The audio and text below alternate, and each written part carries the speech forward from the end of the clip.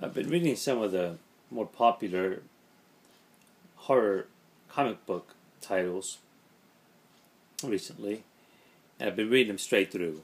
I buy a bunch of issues and just read them.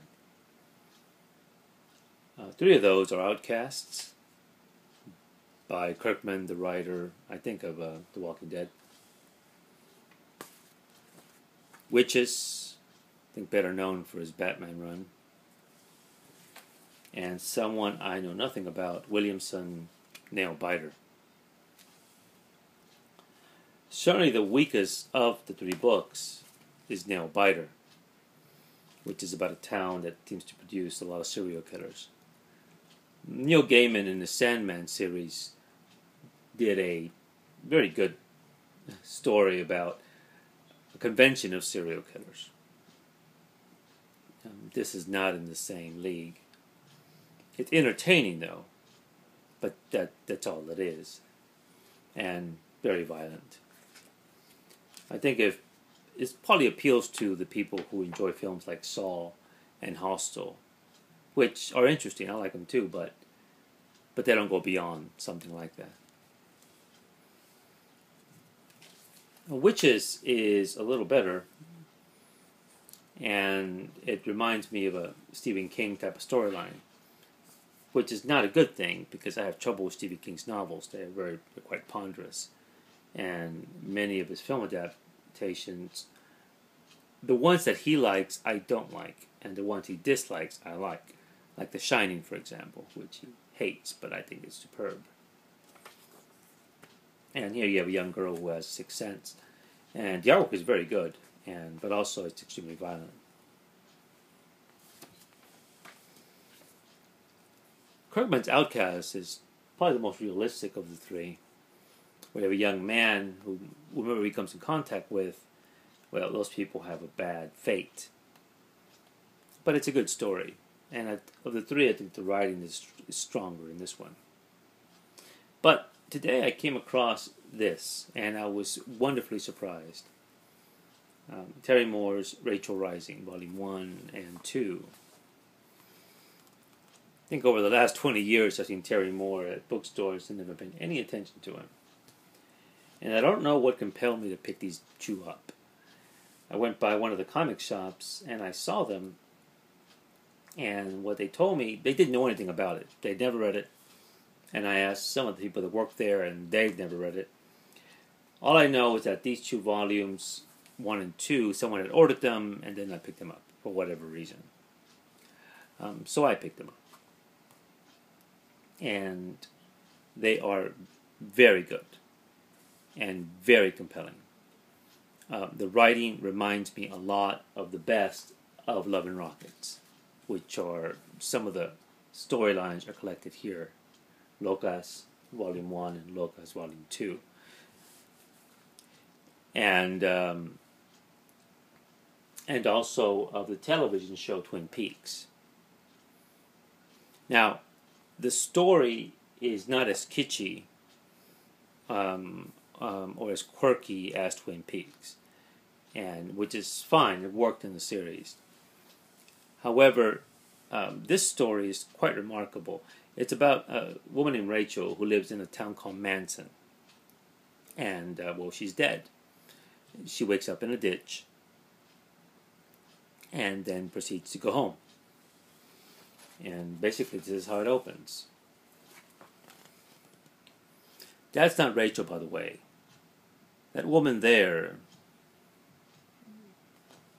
is, well, she's not entirely human.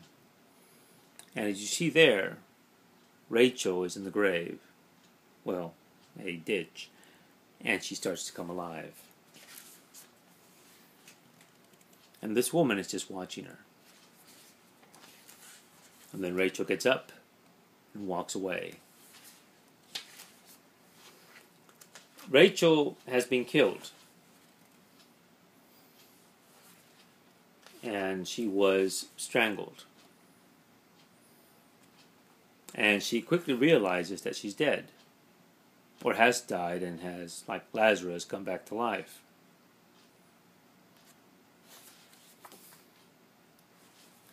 The story is basically about witches and the town of Manson that they live in. I think 100 years ago, the witches were hanged and they were burned. And this has something to do with well, it has a lot to do with the story. Rachel has an aunt who works at a mortuary, and her best friend's a girl named Jet, who by day is a car mechanic, and by night plays in a jazz band. And again, that's something that reminds me a lot of Love and Rockets. Maggie and Hopi, some of the most intriguing characters in comics, I think. The story here, what I enjoy so much about it is that it doesn't rely a lot on violence, but it is very sinister, it is creepy, it is grotesque, and the surprising elements in the are what make it even more disturbing. And psychologically, it's more of a psychological type of story that just stays with you, unlike the other ones, which are just the shock value that they have. But the dialogue in this, like I said, is supreme. I'll read you just briefly some of the dialogue, if you can bear with me. Here you have this woman here, who we saw on the cliff overlooking the ditch where Rachel is basically reborn. And she's a provocateur. And she's at a bar. And she says, she's very pretty. And the man says, sorry? Your wife, she's very pretty. Congratulations. Oh, we're not married yet. Not till Sunday, thanks. Have you noticed that the pretty ones are never alone?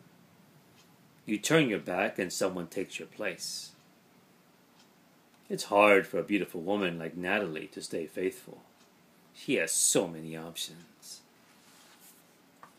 And we have a very strong relation, the man says. Oh, that's nice. Do I know you? It buys you a little bit more time. But someday, the woman continues, when you've given her all you have, she'll replace you, and you'll realize you were only paying rent. You'll be ruined, and she'll move on. Her jewelry will get bigger and bigger. Hardly seems fair, after all. Behind that pretty face, she's just meat and shit, isn't she? An animal in a black dress. You're not going to let an animal ruin your life, are you, Noah?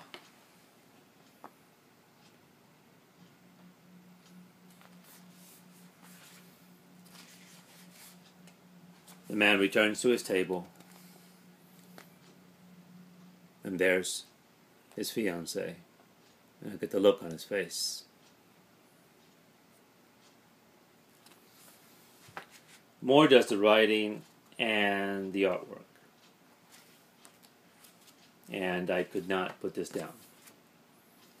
I'm almost not looking forward to reading Volume 2 because I'm afraid I might be disappointed. I don't think I will be, but this is how good this is. So if you enjoy these books here, Outcast, Witches, and Nailbiter, I suggest you pick up Terry Moore's Rachel Rising. Oh, and one more thing. Each one of the issues has a little quote from a writer, a philosopher, or an artist. And from the chapter I just read to you, there's one by Seneca. Seneca was a Spanish philosopher who advised Nero, and he committed suicide. It says, "It is extreme evil to depart from the company of the living before you die."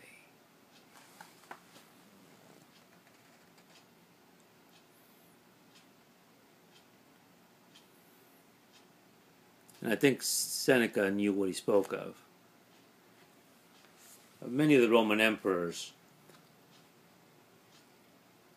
Nero knew what he was doing in his cruelty. Caligula was insane, but Nero enjoyed what he did very much.